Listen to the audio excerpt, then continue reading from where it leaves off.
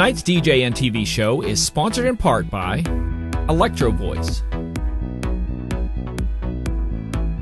DJ Event Planner,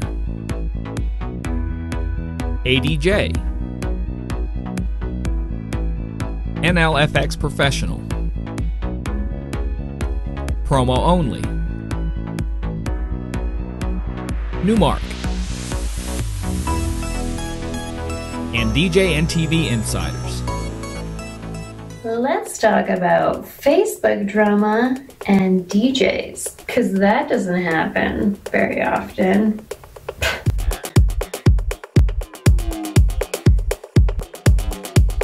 What's up, my good vibe DJ tribe? This viewer had a very relatable question about Facebook drama. Well, just drama in the industry in general. They ask, if a promoter has screwed you over, do you have the right to blast them online, or at least warn people so it doesn't happen to them as well? If I were you, if I were me, if it was me 10 years ago, I probably would have done exactly that. But here's the thing. Being where I am today, knowing what that looks like and knowing how I feel about what I'm doing and what's going on, I would recommend against it. Now, that doesn't mean that this is what you should do, but there are a few things that you might want to consider. Number one, when you do this, it makes you look unprofessional. So even if you totally have the right to be pissed off and let the world know, you're still gonna look unprofessional, and so you gotta consider what gigs you might miss out on by sharing that information. Number two, consider how it makes you look. If you got screwed over because somebody didn't pay you and you flew overseas to do it, but you never did a contract and you never got a deposit for any of your gigs, suddenly people are going to be looking at you and thinking, well, buddy, you didn't even make sure to protect yourself in the first place.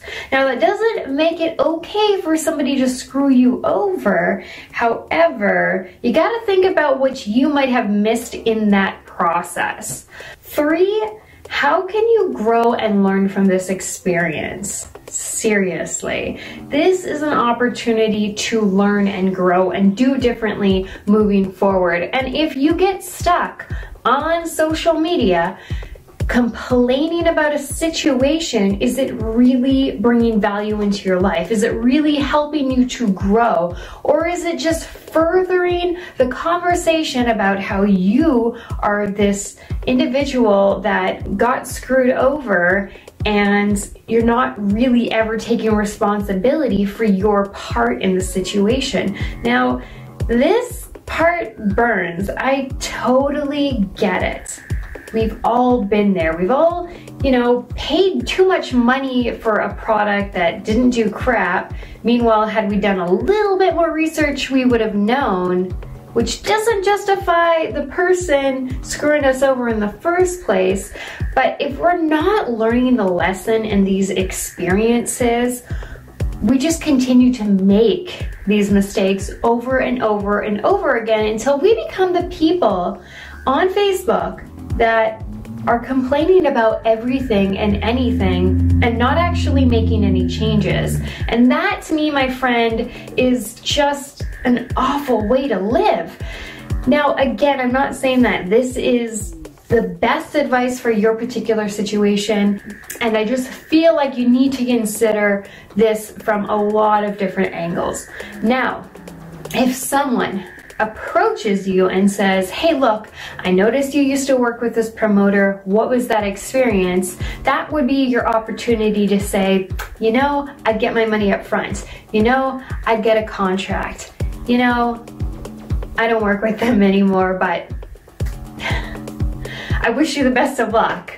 Or maybe nothing at all. But just consider other ways you might go about sharing that information without screwing yourself over because of it, if that makes sense. But I want to hear from you guys. What have you experienced in the past?